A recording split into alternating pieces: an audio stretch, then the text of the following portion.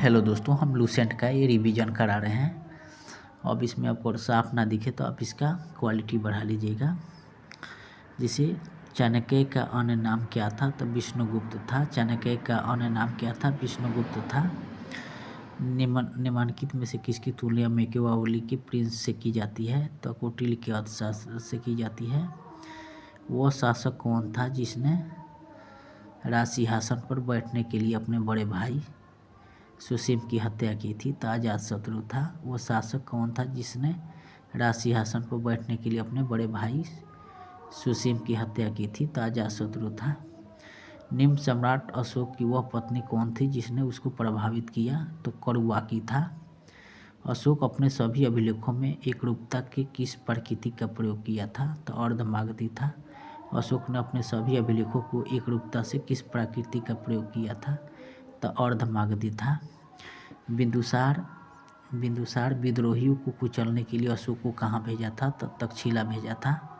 बिंदुसार ने विद्रोहियों को कुचलने के लिए अशोक को कहाँ भेजा था? तो तक्षशिला भेजा था। निम्नलिखित में से वह व्यक्ति कौन था जिसका नाम देवान प्रियदर्शी भी था? तो अशोक था। निम्नलिखित में से प्राचीनतम राजवंश कौन था? तो मौर्य था।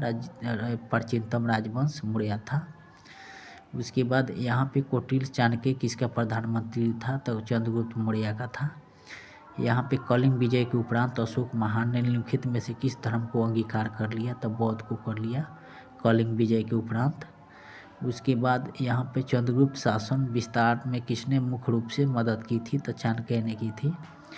उसके बाद यहाँ सांची की कला व मूर्तिकला का निरूपण करता है? तो बौद्ध करता है। सांची की किस कला की मूर्तिकला का निरूपण करता है? तो बौद्ध का करता है। प्राचीन भारत का वह प्रसिद्ध शासक जिसने अपने जीवन के अंतिम दिनों में जैन धर्म को अपनाया था? तो चंद्रगुप्त मौर्य था। प्राचीन भारत का वो प्रसिद्ध शासक जिसने अपने जीवन के अंतिम दिनों में जैन धर्म को अपनाया था? तो चंद्रगुप्त मौर्य था। मौर्य साम्राज्य की स्थापना किसने की थी? तो चंद्रगुप्त मौर्य ने की थी। मौर्य साम्राज्य की प्रचलित मुद्रा का नाम क्या था? तो पन था। मौर्य साम्राज्य में प्रचलित मुद्रा का नाम क्या था? तो पन था। निम्नलिखित में से कौन मौर्य वंश का शासक नहीं है? तो अजातशत्रु। निम्नलिखित में से कौन मौर्य वंश का शासक नहीं है? तो अजातशत्रु। निम्नलिखित में से अशोक का उत्तराधिकारी कौन था? तो कुणाल था। मुद्रा राक्षस के लेखक निम्न में से कौन है? तो विशाखादत्त है। उसके बाद नेक्स्ट देखते हैं। यहाँ पे नेक्स्ट देखिए, विशाखादत्त प्राचीन भारतीय नाटक मुद्रा राक्षस की विषय वस्तु है। तो चंद्रगुप्त मौर्य के समय में राज दरबार के दुर्भिसंधियों के बारे में है। विशाखादत्त प्राचीन भारतीय नाटक मुद्रा राक्षस की विषय वस्तु है।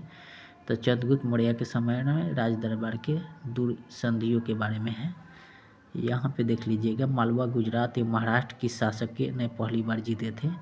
तो चंद्रगुप्त मौर्य ने जीते थे। मालवा गुजरात महाराष्ट्र को चंद्रगुप्त मौर्य ने जीते थे।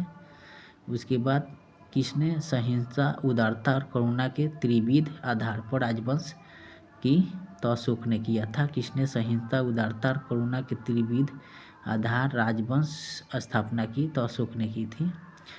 निम्नलिखित किस शहर में अशोक के शिलालेख नहीं है? तो पाटलिपुत्र में नहीं हुए हैं।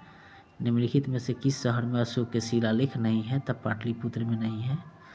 उसके बाद यहाँ अर्थशास्त्र का लेखक समकालीन था, चंद्रगुप्त का था। अर्थशास्त्र का लेखक समकालीन था, चंद्रगुप्त का था। नंद वंश के पश्चात मगध पर किस राजवंश ने शासन किया था? तो मौर्य ने किया था। मौर्य काल में शिक्षा का सर्वाधिक प्रसिद्ध केंद्र था? तो तक्षशिला था। मेगास्थनीज की पुस्तक का नाम क्या है? तो इंडिका है।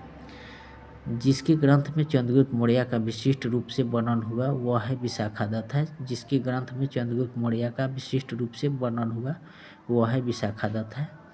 उसके बाद वो स्रोत जिसमें पाटलिपुत्र के प्रशासन का वर्णन उपलब्ध है वो है इंडिका है।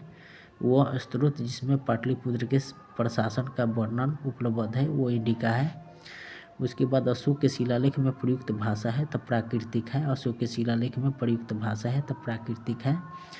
उसके बाद निम्नलिखित में से किस मौर्य राजा के दक्कन की विजय प्राप्त की थी? तो चंद्रगुप्त मौर्य ने की थी।